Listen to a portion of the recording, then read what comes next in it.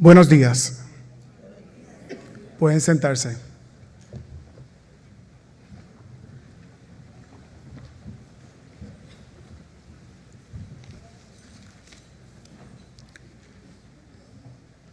Señoras y señores, miembros de la Junta de Síndicos, doctora Jacqueline Álvarez Peña, presidenta interina de la Universidad, doctor Alex Casiano Pagán, rector interino del Recinto Metropolitano, Peter McAteer, orador invitado, vicepresidentes, profesora Marilina Weyland, rectora emérita del Recinto Metropolitano, principales ejecutivos de las unidades académicas de nuestro sistema universitario, miembros del Consejo Gerencial Sistémico, miembros del Consejo Universitario, miembros de los senados académicos, decanos y decanas, profesores, miembros de la administración, estudiantes, invitados especiales, amigas y amigos todos. Muy buenos días. Damos inicio a los solemnes actos de la Lección Magistral del año académico 2025-2026 en el Recinto Metropolitano de la Universidad Interamericana de Puerto Rico. Invito al doctor Alex Casiano Pagán, rector interino del Recinto Metropolitano, a acercarse al proscenio.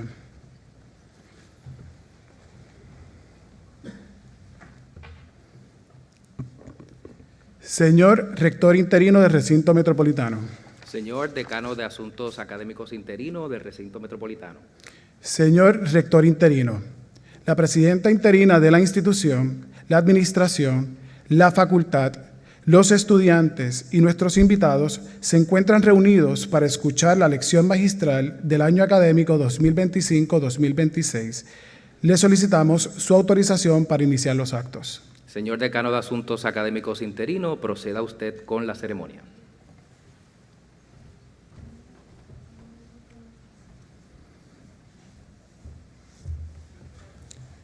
Comenzamos estos actos con la oración de afirmación de la presencia de Dios, a cargo del reverendo doctor Edgardo Fuentes Colón, director de la Oficina de Capellanía del Recinto Metropolitano. Solicito a todos los que puedan que se pongan de pie y a aquellos quienes deseen remover sus birretes en señal de reverencia que lo hagan en este momento.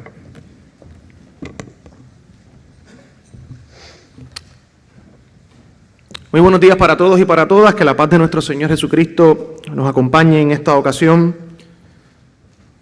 En el 1954, en su obra Love, Power and Justice, el teólogo Paul Tillich dijo lo siguiente: el poder sin amor es brutalidad y el amor sin poder es pura sentimentalidad. Solo su unión produce la genuina ética de la responsabilidad. Dios de toda verdad y sabiduría, en esta mañana nos presentamos ante ti con humildad y con gratitud. Nos congregamos en este espacio universitario reconociendo que todo conocimiento verdadero viene de ti y que la educación es un camino de servicio, de justicia y de amor hacia la humanidad entera. Que a través de la búsqueda del conocimiento logramos amar poderosamente y a su vez empoderarnos en la siempre noble tarea de amar. Con esta convicción pedimos que el poder de nuestra inteligencia y de nuestras capacidades nunca se desvíe hacia la arrogancia, hacia el egoísmo, sino que esté siempre acompañado de ese amor que humaniza, integra y construye. Tu palabra, Dios, nos exhorta que todo lo que hagáis sea hecho con amor, que este principio sea la brújula que guíe nuestra vida académica y profesional, de manera que el fruto de nuestras investigaciones, de nuestros proyectos y de nuestras acciones contribuya no solo al desarrollo individual, sino también al bienestar colectivo de Puerto Rico y del mundo entero. Señor, bendice a quienes enseñan y también a quienes aprenden, a quienes lideran, a quienes sirven, a cada estudiante, profesor y colaborador en esta universidad. Inspíranos a edificar un conocimiento que se traduzca en ética responsable, en justicia social y en verdadera sustentabilidad para nuestra sociedad. Confiados en tu guía, ofrecemos este tiempo y este esfuerzo a ti, porque lo solicitamos en nombre de Dios Padre, Dios Hijo y Dios Espíritu Santo. Amén.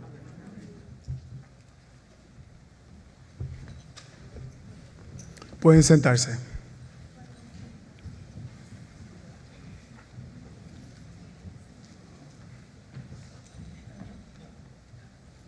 El doctor Alex Casiano Pagán, rector interino del Recinto Metropolitano, nos dirigirá un saludo.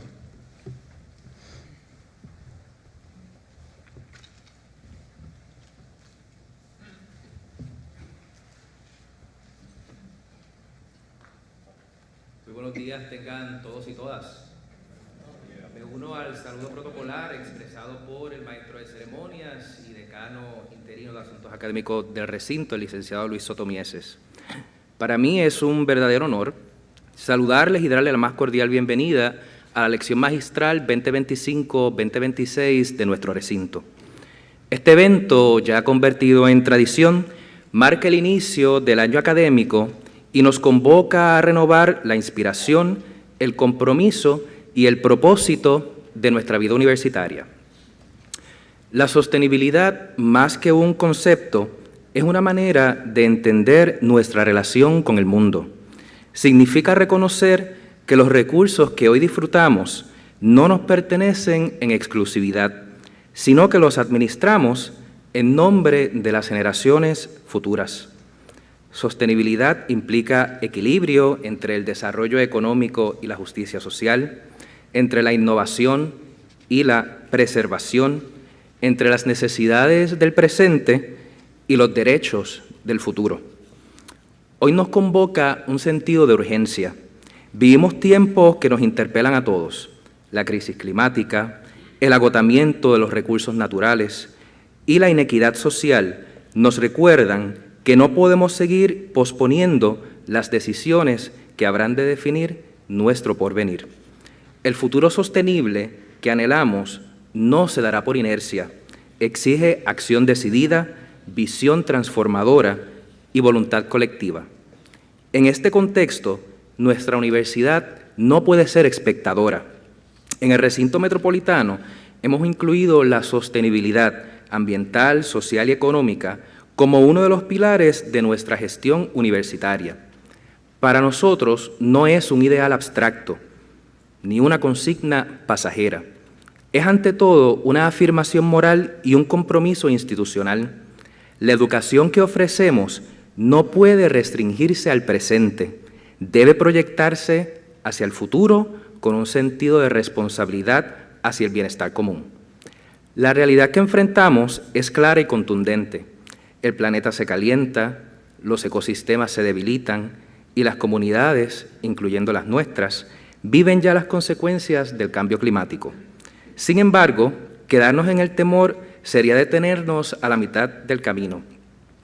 Porque en medio de esta crisis se abre también una oportunidad extraordinaria, la oportunidad de transformar la manera en que vivimos, trabajamos y educamos. Nunca antes la humanidad había tenido tanto conocimiento ni tantas herramientas para cambiar su rumbo. Y nunca antes las universidades habían sido llamadas con tanta urgencia a convertirse en compases morales y faros de esperanza para la sociedad. Nuestro deber es claro. Como institución académica no solo formamos profesionales, formamos ciudadanos que deben preguntarse no solamente qué se puede hacer, sino qué es lo correcto. En nuestros salones, nuestros laboratorios y nuestros centros de investigación sembramos los valores que guiarán a las próximas generaciones de líderes. La excelencia universitaria, entonces, no puede definirse únicamente por la eficiencia ni por la innovación tecnológica. Debe medirse también por la ética, la justicia y la capacidad de construir un futuro sostenible. Hoy contamos con la presencia de un invitado que no es ajeno a Puerto Rico ni a los desafíos que enfrentamos. McAteer nos ha visitado en el pasado y se ha convertido en un amigo del Recinto Metropolitano. Su voz clara y visionaria nos acompaña una vez más para recordarnos que la sostenibilidad no es un discurso distante, sino un llamado urgente a la acción.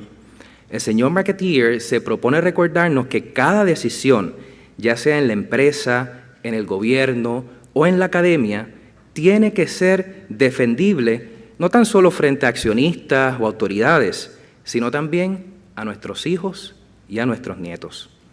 Imaginemos por un instante que dentro de 20 o 30 años una nueva generación nos pregunte: ¿qué hicieron ustedes cuando el futuro estaba en juego. Nuestra respuesta debe ser firme. Actuamos con visión, con valentía y con propósito. Puerto Rico sabe lo que significa la vulnerabilidad, pero también sabe lo que significa levantarse. Hemos vivido huracanes, terremotos, pandemia, y parece que no podemos salir de la crisis económica. Y sin embargo, siempre hemos sabido renacer con creatividad y fortaleza. Ese mismo espíritu de resiliencia debe inspirarnos ahora para enfrentar el mayor desafío de nuestra era: edificar un futuro sostenible y ético para nuestra gente y para el planeta. Dear Peter, on behalf of our academic community, I extend our deepest gratitude for joining us today and sharing your wisdom. We're honored to welcome you once more to our campus. Your reflections invite us to broaden our vision, to understand that authentic leadership must be rooted in ethics, that innovation without conscience lacks true value, and that sustainability is not an option, but an obligation. Please receive not only our warmest welcome, but also our commitment that this will not be an isolated dialogue. It will be the beginning of a journey we intend to walk together with responsibility, courage, and purpose. Y permítame concluir con una nota personal. Como líder en esta comunidad universitaria, asumo este compromiso porque creo fielmente que es lo correcto para nuestro recinto y para Puerto Rico. Pero como ser humano y como padre, la urgencia adquiere un significado aún más profundo. Muchos de ustedes saben que tengo un hijo pequeño de tan solo 1 año y medio.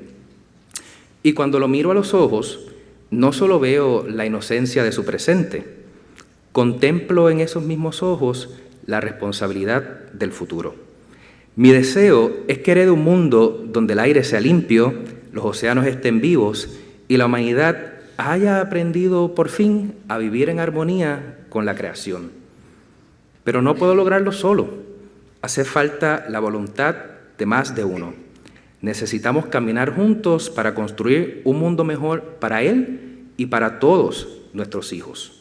Les invito hoy a avanzar en este camino con fe, con visión y con un sentido inquebrantable de propósito, porque el futuro, amigos míos, no se espera, el futuro se construye. Muchas gracias.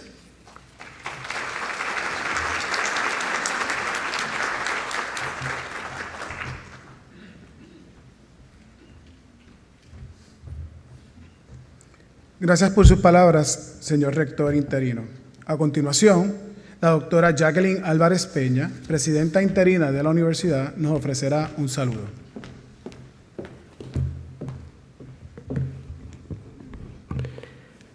Muy buenos días a todos.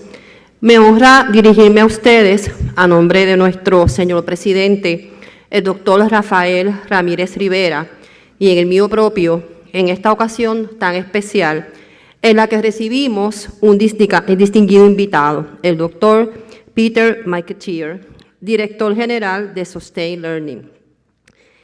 It is my privilege and pleasure to welcome you on behalf of the entire university community with the warmth and respect we reserve for those who honor us with their presence and wisdom. Nos congregamos hoy para escuchar la lección magistral titulada Leadership, Ethics and Sustainable Future. Aunque no me corresponde anticipar planteamientos, quiero destacar la importancia del tema que nuestro apreciado huésped va a desarrollar. El liderato, la ética y la sostenibilidad, como decía nuestro rector interino, son conceptos centrales para las instituciones de educación superior que, como la nuestra, tienen la responsabilidad de mantenerse vigentes, pertinentes y profundamente comprometidas con las necesidades de la sociedad, de Puerto Rico y del mundo. El doctor Peter McAteer combina muy bien liderazgo académico y empresarial con capacidad para diseñar soluciones concretas que vinculan la sostenibilidad, la ética y el liderato en la práctica empresarial. Su enfoque pragmático, cimentado en décadas de experiencia global y respetadas publicaciones, lo convierte en un expositor ideal para abordar cómo instituciones como la nuestra pueden adaptarse con responsabilidad y visión a un futuro en el cual el liderato y la sostenibilidad deben ir de mano de la ética. La Universidad Interamericana de Puerto Rico, con más de un siglo de historia, ha formado generaciones de profesionales bajo una visión que integra la excelencia académica con los valores cristianos ecuménicos. Nuestro empeño es continuar siendo una institución líder conformada por líderes y dedicada a la formación de nuevos líderes, todos capaces de servir a su prójimo con ética, con responsabilidad y con una visión de futuro. Este marco de valores es el que nos guía diariamente en la tarea de educar a jóvenes que serán los protagonistas en la construcción de una sociedad más justa, solidaria y sostenible. Permítanme compartirles unas palabras que el propio Dr. McAteer nos ofrece en la introducción de su reciente libro, Leading the Sustainable Organization, y cito en inglés: "The future will be determined by leaders with great ideas, the passion to inspire others, and the commitment to make things happen. May our shared legacy be a more sustainable planet." Cierro la cita. Una cita que resuena profundamente con nuestro quehacer universitario y que nos anima a asumir con esperanza la responsabilidad de un liderazgo ético hacia un futuro sostenible. Agradecemos nuevamente al invitado su buena disposición para compartirnos sus experiencias y conocimientos que seguramente enriquecerán nuestra reflexión y fortalecerán nuestro compromiso colectivo. Agradecemos igualmente a Recinto Metro y a su rector interino, el doctor Alex Casiano Pagán, y a su equipo de trabajo por la organización de este encuentro, y a todos los presentes por su apoyo a este tipo de foro, que eleva nuestro nivel de conciencia y nos inspira a enfrentar con esperanza y determinación los retos que nos plantea el porvenir.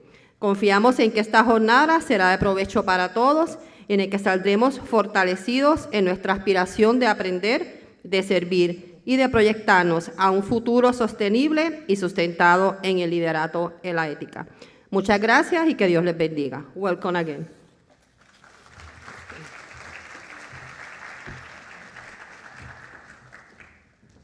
Muchas gracias por sus palabras, señora Presidenta interina. Me place presentar al orador invitado.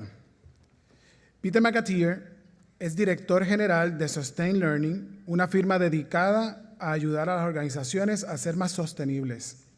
Es miembro del consejo editorial de la Anthem Press Environment and Sustainability Initiative y actúa como asesor en sostenibilidad para diversas empresas alrededor del mundo. El señor McAteer funge como jurado en los premios anuales de innovación social de la Escuela de Negocios de la Universidad, Rutgers.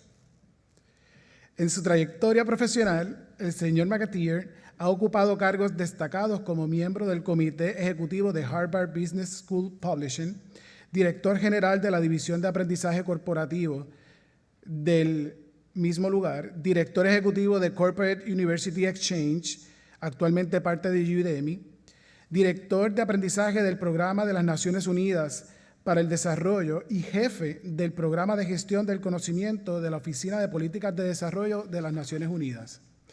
Formó parte de la Junta de Gobernadores y del panel técnico de expertos del United Nations System Staff College. Como educador y líder de pensamiento, el señor McAteer ha sido profesor adjunto e invitado en universidades alrededor del mundo, entre ellas la Escuela de Asuntos Internacionales y Públicos de la Universidad de Columbia en Nueva York y la Escuela de Negocios ESADE en Barcelona y la Universidad del Sur de California.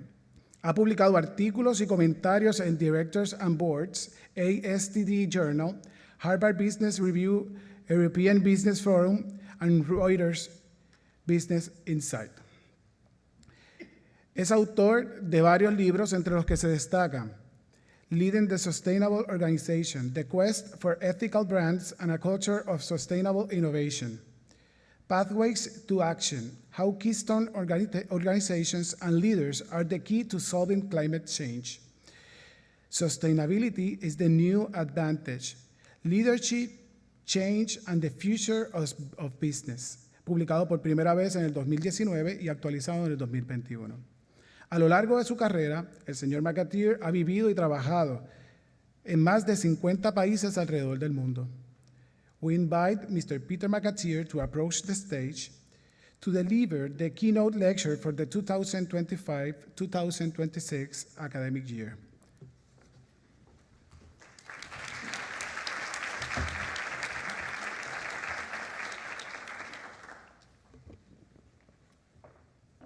Thank you. It's always interesting. I spend a lot of my time traveling around the world, but my mother always taught me whenever I start that I should acknowledge and thank the people who are my hosts. So to the administration, to the wonderful faculty, to guests, my friend Marlena, who's sitting right there in the front row, good seat, and, to faculty, to students, and whoever else wandered in. That's, if you want to tell people, we still have good seats. And one of the things I can identify right away, I always feel good when I look at the students in the room, because at first I can acknowledge that they're smart enough not to wear a big heavy robe in an equatorial climate that's hot and humid. But sometimes traditions cause us to do different things. So the books up here, this year I've had the pleasure of working in India and Thailand, Malaysia, Indonesia, Japan, the United States, Romania, Poland, and a few other places, a bunch of places in the Middle East. And I'm always dealing with different audiences, and so the message here that I'm trying to get across, because I believe passionately in the issue of sustainability, I think this is the issue of our time. But the point always is not to sit here and give you a speech that satisfies my desire to show you how many unusual facts I know, but rather to allow you to walk away from this presentation perhaps with something, whether it's a point of interest, whether it's a fact, whether it's a question that causes you to take some action.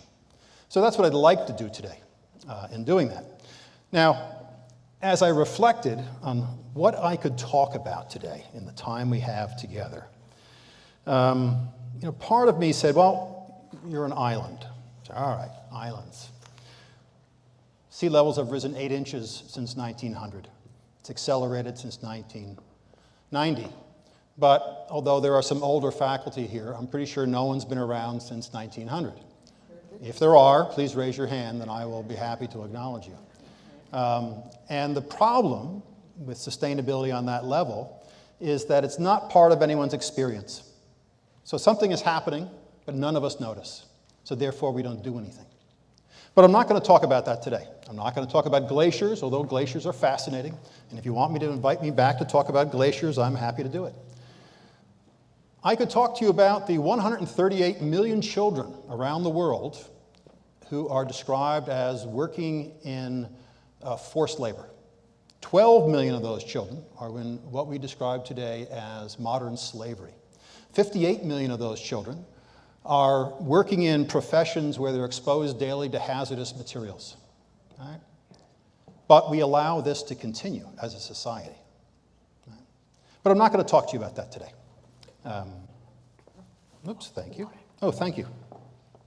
There's lots of other things. One of the things you do experience here are some of the extreme weather events, which depending on where you are in the world, whether it's floods, excess rain, droughts, you name it, are occurring somewhere between 2 and 10 times more frequently than they would without climate change. Now, one of the things people don't think about is that 35% of the food in the world is grown by individuals who farm less than 5 acres of land. Now, what happens to that smallhold farmer when they experience a drought or experience heavy rains or the monsoons come too early or too late? I lose my crop. One of the key characteristics of this group of individuals that produce 35% of the food in the world is they are undercapitalized. So they cannot survive bad harvests.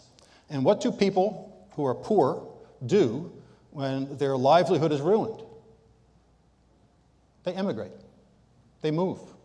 And we know this is a fact, and I'm sure there's plenty of historians in the room here who can say we've seen this in the Dust Bowl in the United States. When you ruin the farmland and people don't have jobs, they get in their truck and they move.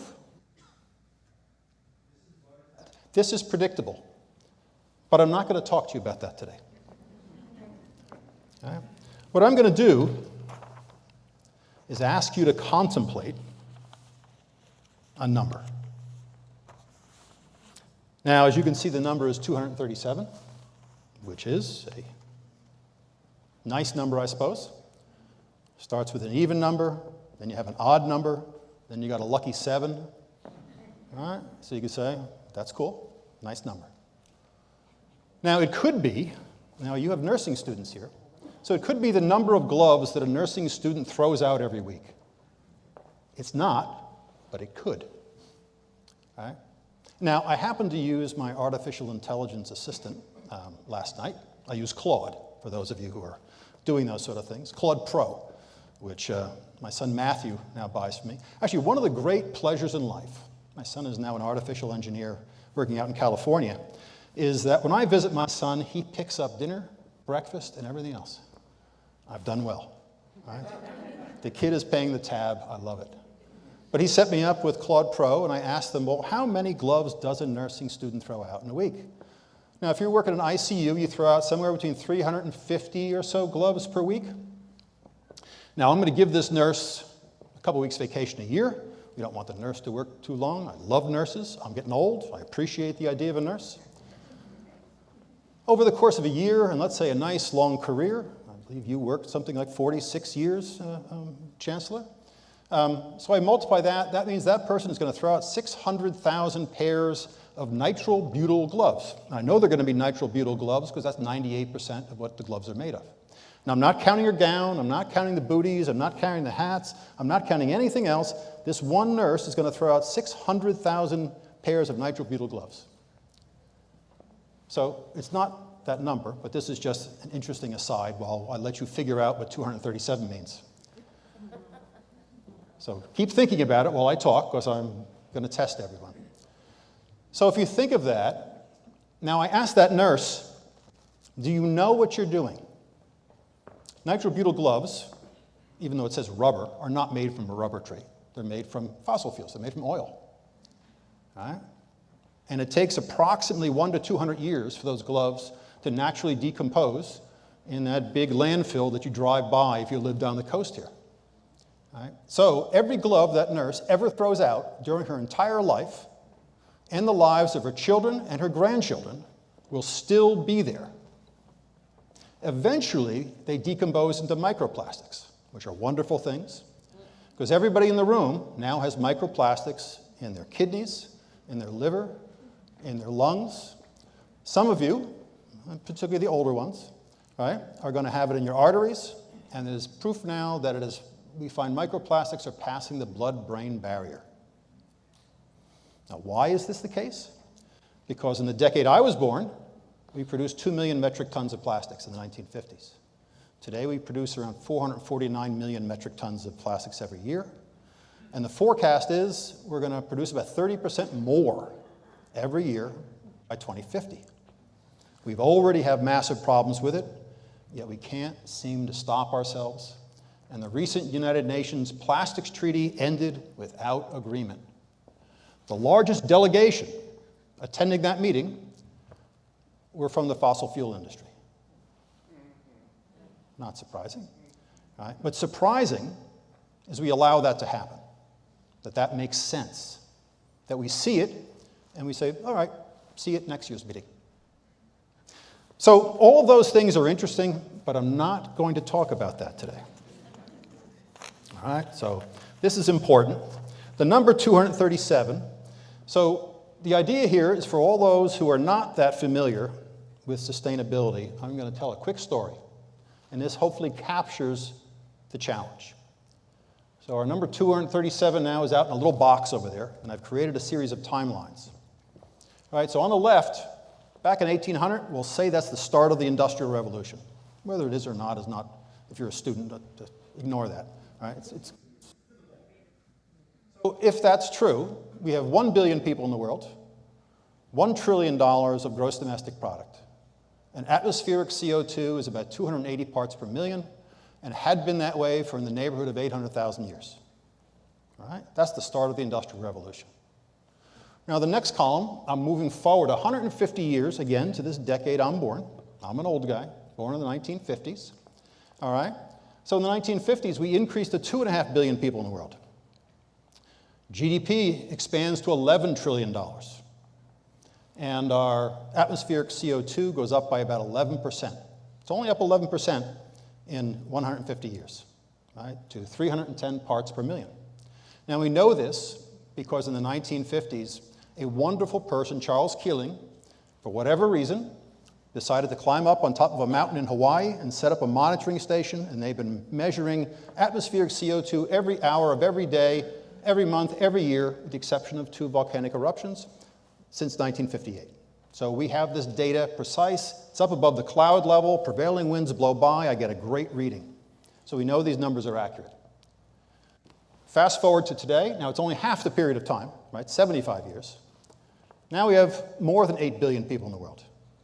And global GDP is now at about 105 trillion.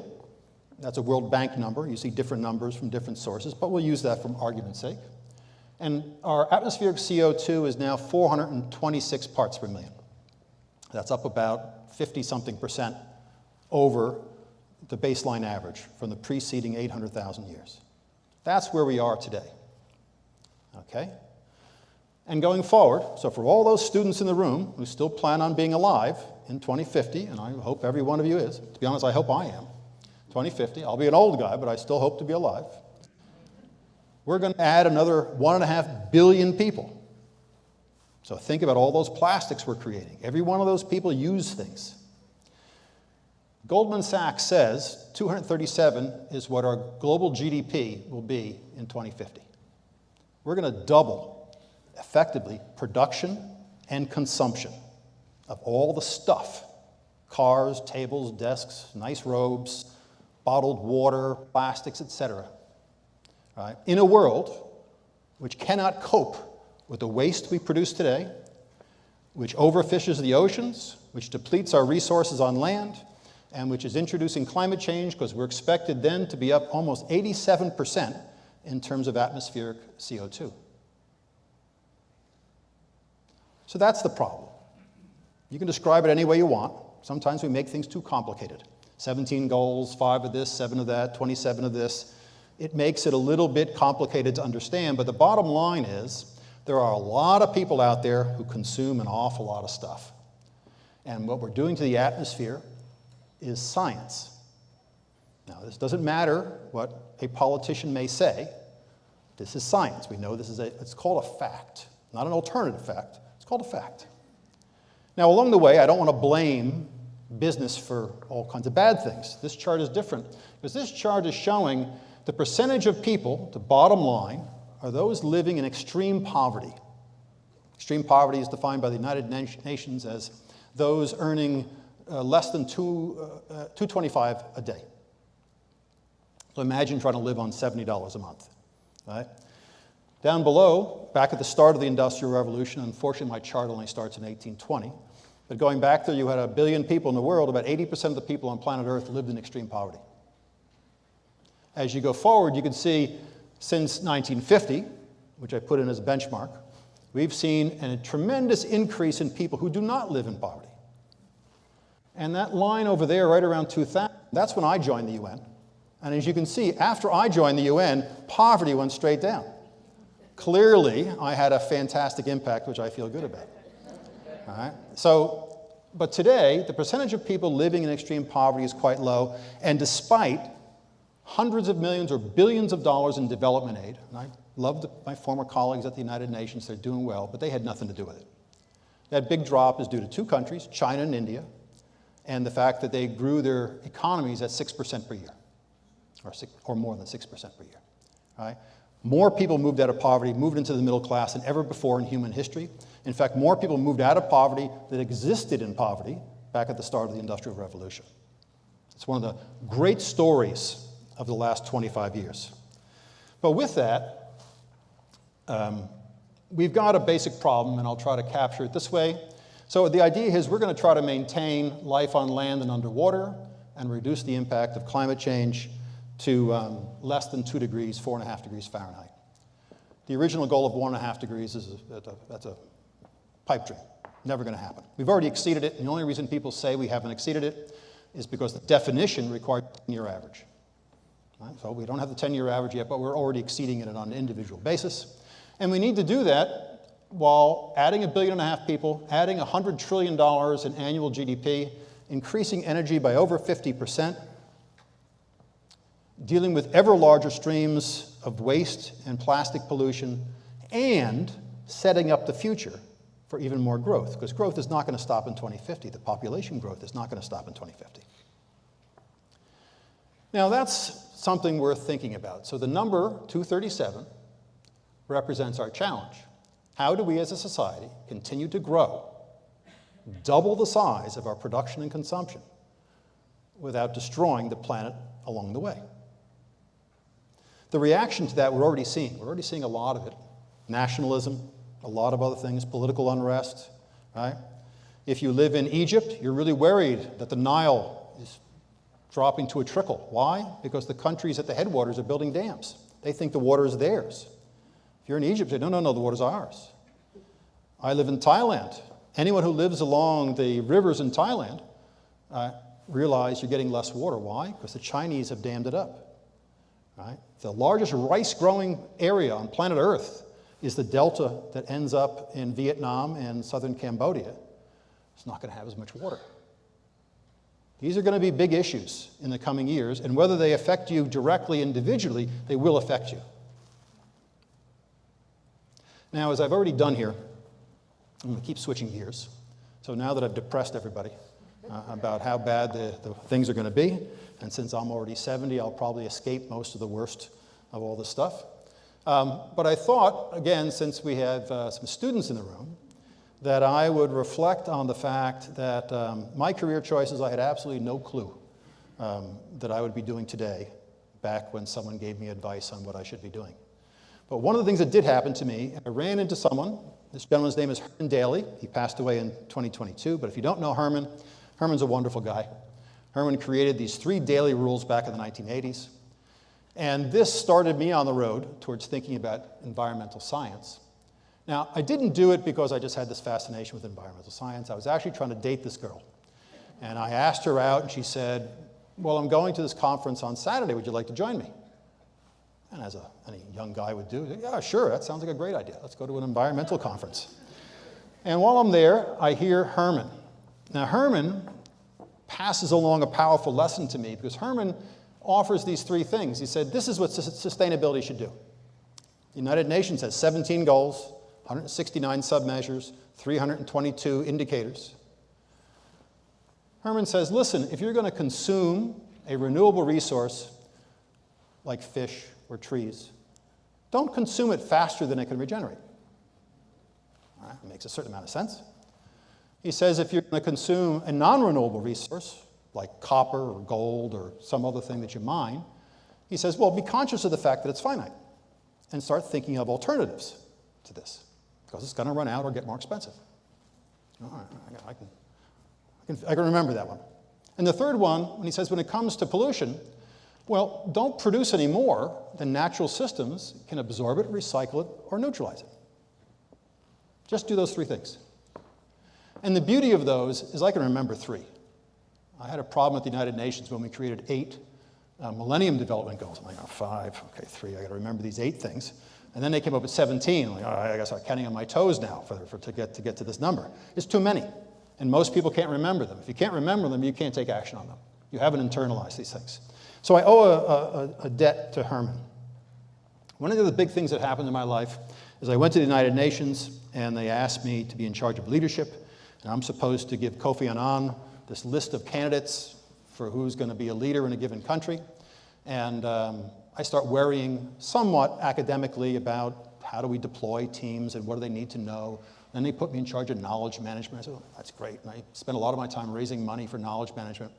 And then we had something called the Banda Aceh tsunami. And as I'm trying to figure out how to deploy teams, I realized, and the picture here, this is a picture from Chennai, India, 1,000 miles away from the epicenter of the tsunami. There used to be a village there. When I went to visit it, there was literally nothing. Right? For a mile inland, a wave starting 1,000 miles away wiped out everything. Next to it are some poor individuals. If they were not in extreme poverty, now they are. Right? That's the problem with these extreme events. They're going to reverse all the good things that have happened. And these are some tents and things that they received from some charity. And they went back because the social draw is really powerful. And it's a tool that we often forget, that social rituals, I'm wearing a social ritual, right, are important to our sense of belonging and our sense of obligation to each other, because it helps define what we belong to, the groups we belong to, the teams we're on, the associations we have. But this taught me a lot, because one of the things that happened is literally hundreds of well-meaning organizations, intergovernmental organizations, NGOs, charities, etc., all descend on a place which has been devastated. They all have different people who have been trained differently, they all are funded differently, they all have to do reporting differently, and they're all trying to solve your problem. 5 or 6 of them all trying to solve the same one. And what we've created for the leaders in this space is unbelievable complexity. So, as I'm supposed to train people, I'm saying, should I train people to figure out unbelievable complexity, or should we spend some time making the problem simpler? All right? The tsunami is not really complicated to figure out. There's a really big wave, piles across and wipes everything out. What we've done is created a system that doesn't work. Despite good intentions, it doesn't work for the nature of that problem. And my guess is, with sustainability, that's the situation we're in. We have an overly complex situation. Now, this me at a younger age. When I went to the UN, I had a problem. I really wanted to redo leadership, and there was wonderful people at universities around the world. And I wanted the absolute best. So I'd get on the phone. And I'm not going to mention institutions, because I might insult people with the rest of my story. But I'd call them on the phone. I'd say, I'd love you to do this. Come and work with me. We've got these problems. And they'd say, great.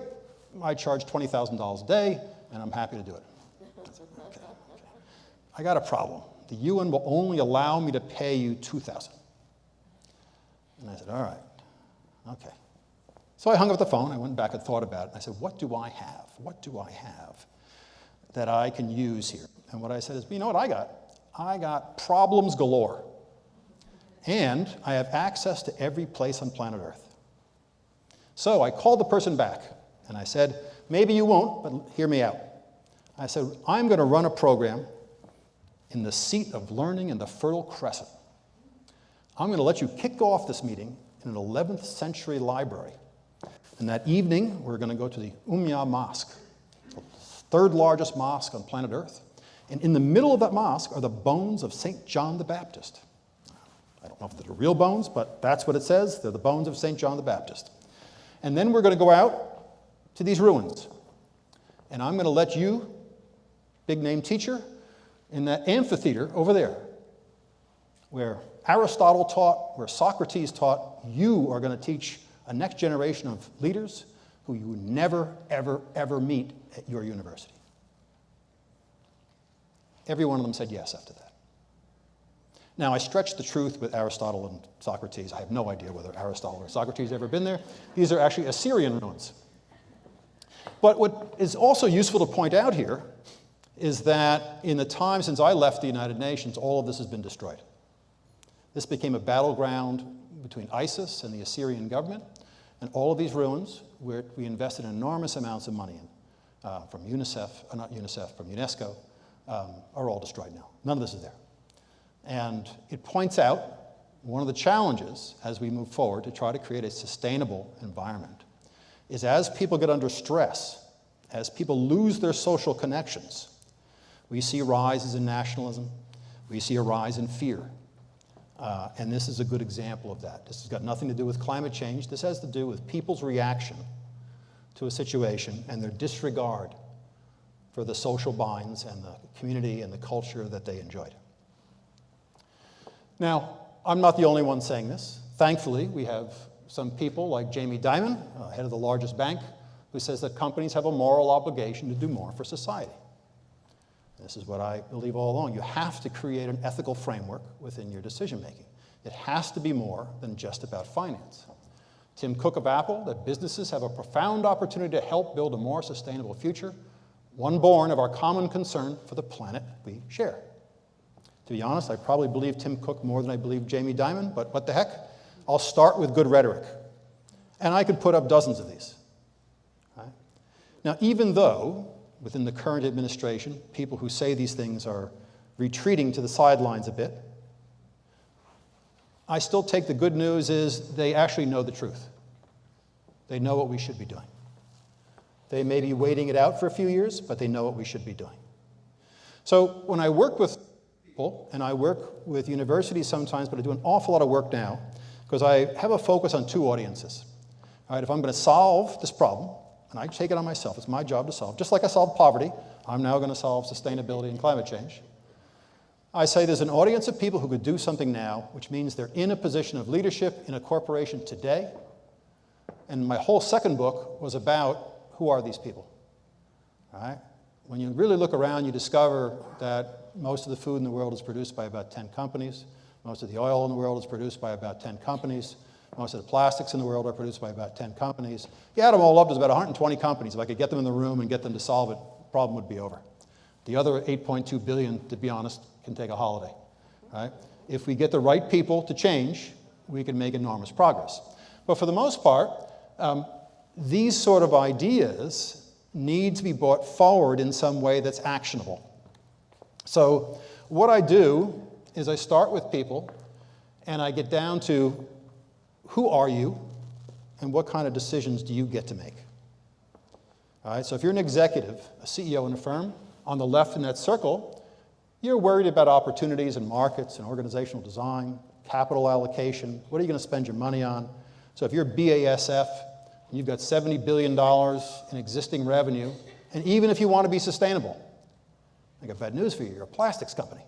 Right? So if I want to be more renewable, I've got to design products that behave in a different way, and I've got to do that in a way that not only replaces $70 billion in revenue, that's my existing company, but I've got to somehow do it to increase sales over time, otherwise me as CEO, I'm going to get fired. That's a fact of life. That's a hard task. So I like to meet people halfway, and I've worked with the people at BASF, and by the way, they do not like to be called a plastics company. They're a polymer company. So this is, what you tend to do these days, you name green or blue as part of what you do, and you don't use the colors black or brown, because those are bad colors, and green and blue is a good color. So I don't have time to go through it as a whole thing, but I'm going to show this just to sort of indicate complexity. This is actually what we ask business leaders around the world to do. Now, way out on the outside is science, which no one is listening to, right? Because it doesn't affect them. So you can talk about glaciers, and you can talk, it's a little fuzzy there, isn't it? Atmospheric gases, and changing ocean currents, and glacial melt, and coral reef bleaching, and I could say, well, that's really bad. But tomorrow morning, I'm getting up and going to work, and I'm going to do the same things I used to do. Right? I can say, I'm really sad that the pandas are dying. But what do you want me to do? Pandas are dying. I'm going to go to work tomorrow. I'm going to do the same thing. It doesn't affect me. Right? So science has done a bad job of communicating in many ways. And then you have these big global trends, increases in national debt. I've circled the one at the bottom, this taxation and tariffs. If you were a business 5 years ago, you never worried about this. Now you have to worry about it. Right? And believe me, that is taking precedence in your thinking over whatever your sustainability person is talking about, because this is a threat to your business. But you see, in the circle, I've got to make a set of choices and decisions. And I can create a circle, whether you're an executive or an operating manager or a geographic manager or the head of supply chain or something else, or the head of a university, whatever it is, and you say, what choices do you get to make, and which of these influences, which I call boundary conditions. I spent a whole chapter in the book on this issue. And then you have what I call clouds of uncertainty, right, and clouds of misinformation. In clouds of misinformation, we're getting very creative. We've got impact washing, green washing, blue washing, green hushing, woke washing, there's all sorts of things. But what I talk to executives about, what you really should be concerned about, is regulated language and unregulated language. Right? You go to Europe, greenwashing is against the law. And there's a very specific definition for that, which if you violate it, you're going to lose your job and your company's going to get fined. Same thing in Canada, same thing in Australia, not the United States at the moment. You know, woke washing is just some word that someone made up. Right? So all of these things, you really have to talk about what matters, what doesn't matter, what do you have to be concerned about, what you don't have to be concerned about. But this is also evidence that the knowledge here is evolving rapidly. And that's the challenge for you guys. It's not static. Right? So you have to teach people where to find the knowledge, how to integrate it in what they already know, and how to think critically. And I think critical thinking is the one thing that they've not taken away from universities with artificial intelligence, and that's the core. And I also believe very strongly that a liberal arts education is critical because being a well-rounded ethical individual matters when you're faced with very, very difficult challenges. So, again, we did get together and set out sustainable development goals. Many of you may not know what they are. You guys all students here? Which ones of you could recite to me the sustainable development goals? 17. Okay. This is the idea. Yes? No, okay. 17 sustainable development goals, 169 submeasures, 232 indicators, not counting the other aspects of the UN Global Compact, which every business that's large signs up for, because there's 4 additional laws there, because they also have to deal with anti-terrorism, anti-money laundering, and a whole sort of other conditions. And none of this says revenue, profit, or customer relationships or anything else. We have created something that's very, very difficult to do. And if I said to someone, well, what if I did well on 16 of the 17 goals? Would that be good? Well, if I missed the one about life on land, you say, well, no, that's probably not good. Or if I missed the one about climate change, no, that's probably not good. All right? So you got to do them all. So all of that's important, but as of today, 17% are on track. We're not meeting our climate goals. We are increasing the loss of biodiversity on both land and underwater. And we are likely to hit at least 2.5 degrees centigrade. Now, this is Puerto Rico, and what I did is I took some data. Berkeley has a lab here. This only goes back to 1892. And the baseline here, the straight line across the middle, says I take an average of 1961 to 2010, average all those years, that's the average. And then I just compare that to all the individual years, in which you can see from 1892 up until about early 80s, right, you were cooler than the average. And since then, you have been consistently warmer. Right? The trend is going in a certain direction. And that's all up and down 1 degree centigrade, or about 1.5 degrees Fahrenheit, 1.4 degrees. Now, if you want to translate that a little bit, and some of you have already seen this, the New York Times did this great program. How much hotter is your hometown than the day you were born? So at the bottom, I have 1960, which is as far back as the database goes, and it goes out to 2090. And so where that word says likely range, in there is about today, somewhere in that ballpark. But it says back in 1960, you only had 12 days a year above 90 degrees Fahrenheit. If things continue, and that shaded area is the range, according to IPCC, the Intergovernmental Panel on Climate Change estimates, by 2080, you could have anywhere from 107 to 162 days above 90 degrees every year in Puerto Rico. Right? And when it says above, it doesn't mean like just 91. Right? As you consistently are hotter, the ranges also increase. Right? So there is very practical applications, but the fact is, as you're born and as you experience things, you don't notice the change. It's just, this is the way it is. You can't think back to 1960 and remember what it was like. So we've done a lot. I have to give credit that people have been trying very hard since the 1980s. We've had hundreds of conferences, all sorts of things. And the impact has been this. So that central line going up and down is that wonderful data from Charles Keeling, which goes up and down because the world respirates. Right? Leaves fall, we get more carbon dioxide, then they grow back, we absorb some carbon dioxide. That's the line that says this is exactly what's in the atmosphere. And those are all the things we've tried to do. Nothing's had an impact. Right? I mean, the graph don't lie. The graph keeps going up. It may have tailed off. The good news is we can look back historically, and atmospheric CO2 emissions do go down during global pandemics and wars. So all we have to do is have a couple of good wars, a few good global pandemics, get rid of a few of those billions of people, and the odds are things will come down. I'm not recommending that, I'm just suggesting that's what the data suggests. Okay, here's the Guardian newspaper last year. This is a survey of the people who worked at the Intergovernmental Panel on Climate Change, right, which generally takes them 3 years to create a report. They review all the data from around the world. And when you interview these people, since 1918, those are the 2 latest reports, they are pessimistic. Right? So these guys have pored over all the data for years. And when you interview them, right, most think we're going to hit at least 2.5 degrees by the end of the century. The younger people are more pessimistic than the older people. Right? And the women are even the most pessimistic. Right? Sorry, guys. Got it? Yeah. 17 goals, 17 goals. But maybe it's better that you don't know them because otherwise you'd be pessimistic. So I'll leave you in the optimistic category for now. All right? But this doesn't bode well.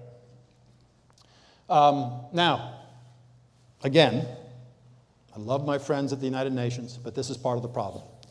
All right? I had a customer call me not too long ago who said, CEO, he wanted me to teach his company all the key intergovernmental legislation that affects their business. And I said, great. I said, there's currently 250 intergovernmental treaties in place since 1970, which are still legally valid. Would you like me to teach all 250? No, just the important ones. Well, there's another 140 that deal with biodiversity. Right? This has got nothing to do with all the regulations and things. One of those big areas I curved out there in the thing talks about topical standards and sector standards and what's different in Europe versus what's different in China, which is different, what are SEC regulations in the United States. All varies, all important. It depends on the business you're in. And that cloud of uncertainty I had at the top, well, that includes possible regulations on PFAS and PFOS, forever chemicals. And what about the plastics treaty? It was defeated this year, but what if it happens? What happens to my business? Right? All these things you have to think about as a business. And if you're preparing leaders for tomorrow, the real question is, well, how do I get people to think about this stuff? This is complicated. But in there, the climate reports alone are 30,000 pages. Okay, so when someone says to me they've read the climate reports, I'm like, really? You read all 30,000 pages? You must be kidding me. You're like the only person on planet Earth who has read all 30,000 pages. All right? A business book is 250 pages. You do the math. It's like 120 books you've read. That does not include the local regulations and everything else. The Conference of the Parties meetings, which happen every year. All right? 145 decisions, 526 paragraphs from COP 1 through COP 28. And that stands for Conference of the Parties. That's everyone who signed a treaty gets to come to the Conference of the Parties meeting. All right? Most people don't read all this stuff. So we've created societies that distrust institutions. All right? Few people understand science, and some people say they don't believe the climate models. And I say, do you understand calculus? I know the answer already before I even ask the question. Right? No, nobody understands calculus.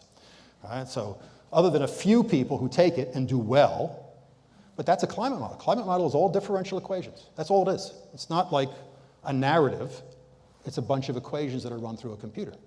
All right? You take the planet, you divide it into little boxes, you apply various laws into those boxes, you build them at different levels of the atmosphere and into the oceans. You take it all, you process it, and you get predictions. All right? So when people say they don't believe it, I don't believe you read one. I don't think it's possible. But a lack of literacy means people don't understand. Right?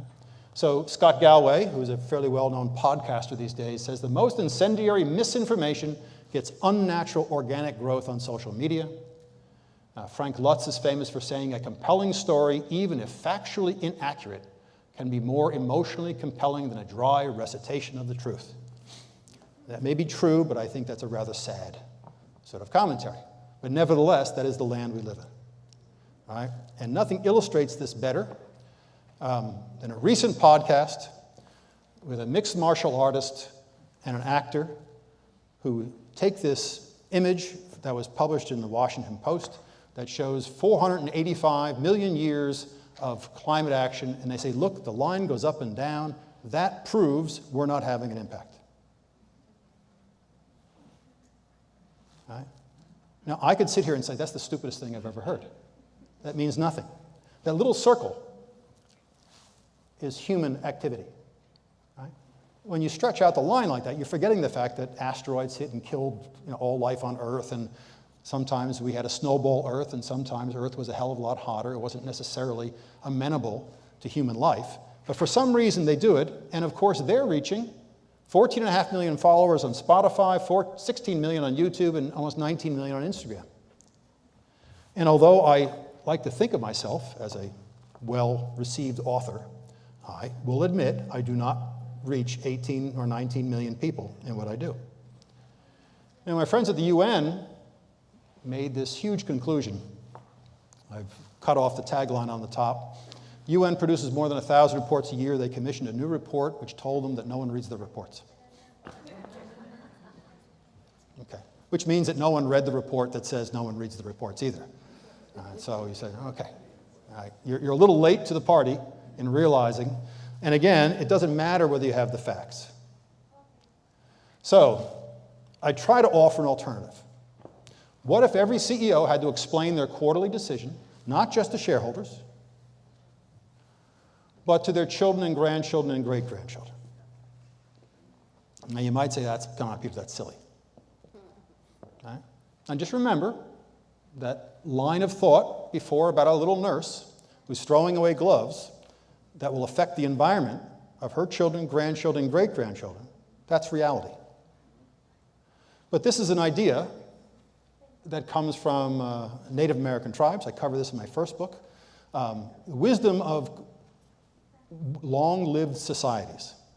Right? There have been societies on planet Earth that have successfully lived for 1,000 years. They know something about how to maintain a harmony with their environment. And the Native American tribes had the seventh generation principle, where the whole idea is you make a big decision and you think 7 generations forward. And now the question is, does your decision change? Because you're thinking about the impact on future generations. Right? Would we be creating these massive piles of garbage that won't go away for generations, that pollute our water and land, if we were actually concerned about our grandchildren? Now again, this says to me ethics. Now, I'm going to go through some of the rest, but to me, a lot of this is about framing questions. And a simple question sometimes, is the decision good for the communities where we live and work? Simple question, reflect on that. Is that a good decision for the communities where we live and work? Yes or no? Now, because I have academics in the room, so my apologies to the students in the room, I have to use a 4-box quadrant. It's sort of part of my contract. I believe we have to cautiously embrace artificial intelligence, but this is a 4-box model talking about learning. And so on the upper left, I put in rules-based knowledge. AI is great at rules-based knowledge. Right? It allowed me to search and find out how many nurses use gloves and things like that. I don't know whether that's true, but it worked well today. And on the upper right are what we call heuristics, patterns that emerge into learning, and patterns are the things we turn into algorithms, and algorithms are the things that say, on Amazon, you like this, this is what other people like you buy, and that. AI is fantastic at doing that. That's what machine learning is all about.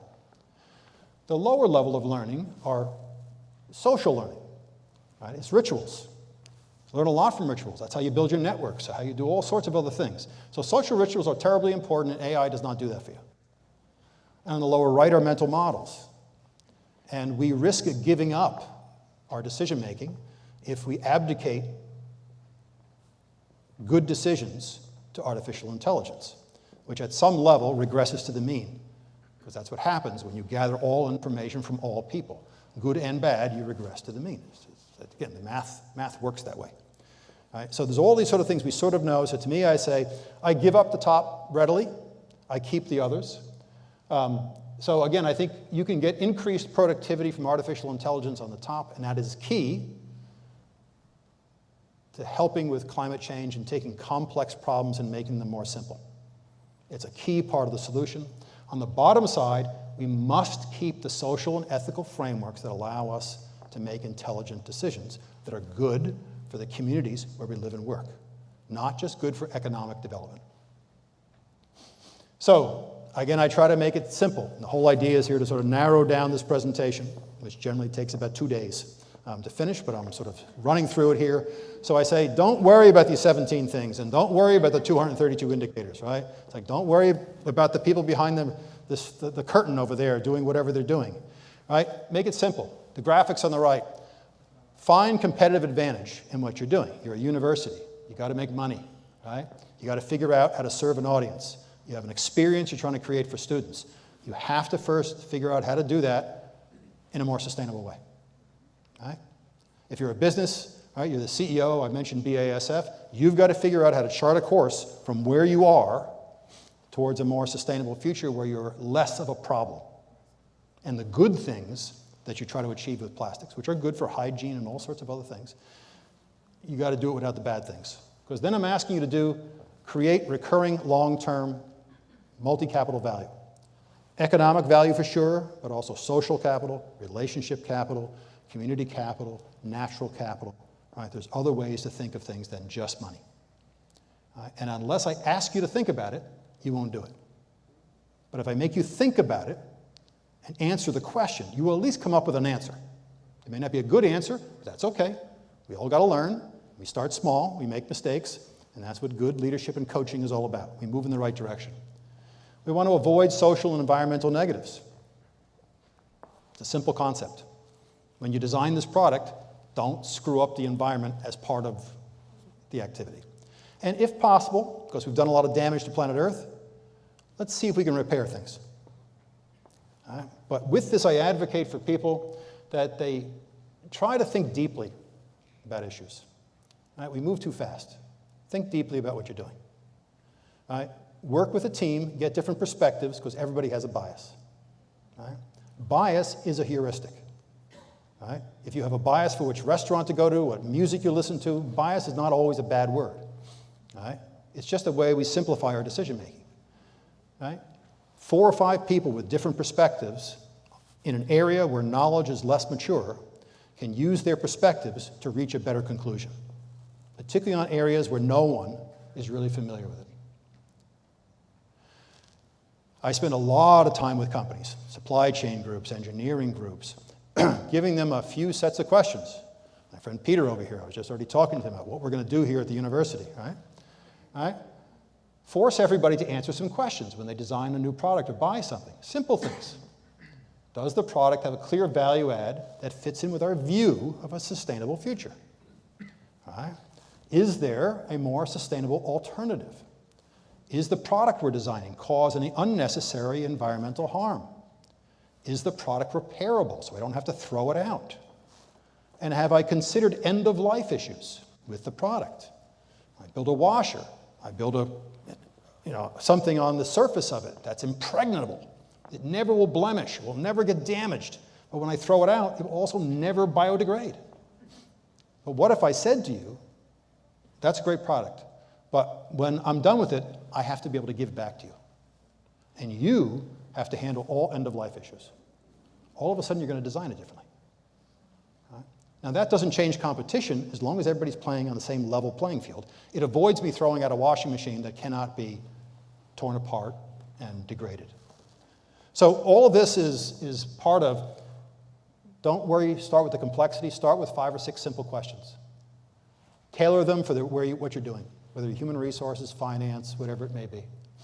But the real challenge for you as a university is to build change-ready, ethical leaders at scale. The world needs a lot of leaders in this, every field. We need leaders who grow others. We need people who build social and economic value. And we need to acknowledge that leadership is built with repetition over time. All right? And we need to figure out how to use artificial intelligence without giving up the idea of critical thinking. Okay? Now, that's a lot of information, but I want to leave you with two thoughts as the ending of my presentation. And the first comment is from a gentleman named Johan Rockström. Now, if you don't know Johan, a wonderful academic and research person who has helped create the idea of planetary boundaries. Now, from an academic point, it's a fascinating thing because they've divided the entire planet into systems, and they can monitor those systems, and they can see when those systems are out of harmony. All right, so it's a great way. Another similar thing would be tipping points that people talk about. And the idea is, okay, the Amazon rainforest is key. At what point can I cut down the Amazon rainforest and it stops being a rainforest? What percentage would I have to cut down where it starts turning into a savanna? Right? Because rainforest has to respirate, create its own rain. That's why it's called a rainforest. Same thing. At what point in time does the East India monsoon stop? Or the West Indian monsoon stop? Or the Atlantic currents stop? What would we have to do to release the permafrost? So all these things, again, are not things that businesses focus on, but that influence business, that are still important and are part of the context of understanding the planet you live on. And leaders have to understand context within which they're looking for opportunity and trying to do the right thing. Now with that, and I can't remember whether it was said in Spanish or English. I may have accidentally quoted it in English, or maybe I accidentally understood some Spanish. That we said the future will be determined by leaders with good ideas, great ideas, the passion to inspire others, and a commitment to do the right thing, which is partly how I end my book. But with that, I hope you all have learned something new. I'll be around if you have a burning question. If there's a young person there who says, point me in the direction of how I can lead and create a better future, I'll be outside somewhere. Come find me. I won't be wearing this thing. I'm going to get this off as soon as possible. But anyway, thank you very much for your time.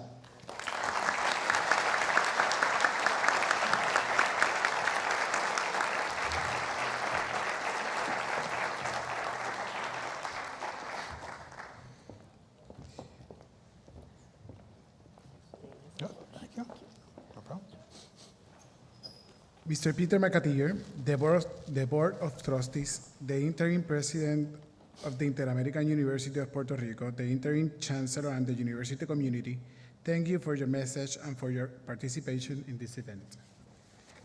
Invitamos al Reverendo Norberto Domínguez, Vicepresidente de Asuntos Religiosos, quien nos ofrecerá la bendición de clausura de estos actos.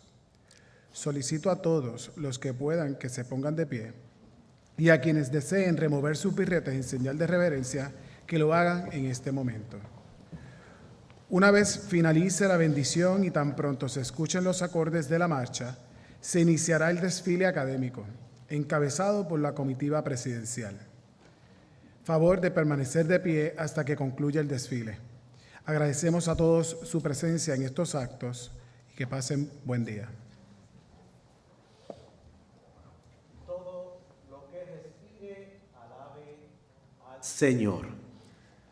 Dios de la sabiduría y de la vida, en este día de encuentro académico y espiritual te damos gracias por el don del conocimiento y por las personas que inspiran con su ejemplo y por quienes siembran semillas de esperanza en el futuro. Te pedimos que bendigas a quienes hoy han compartido esta visión del liderazgo, la ética y la sostenibilidad. Que las palabras no queden solo en ideas, sino que germinen en acciones concretas para el bien común de nuestra universidad, de este país y de todo el mundo. Envía ahora a cada persona aquí presente con tu luz y tu fuerza, que seamos líderes íntegros, profesionales, responsables y guardianes de la creación que nos has confiado. Que nuestras decisiones estén guiadas por la justicia, nuestras acciones marcadas por la compasión y nuestra misión sostenida por la fe, la esperanza y el amor. Encomendamos este nuevo caminar en tus manos, confiando en que tú harás prosperar las obras que realizas, Señor, con humildad y entrega por toda la humanidad, y que nos ayudes a ser instrumentos de tu paz. Amén.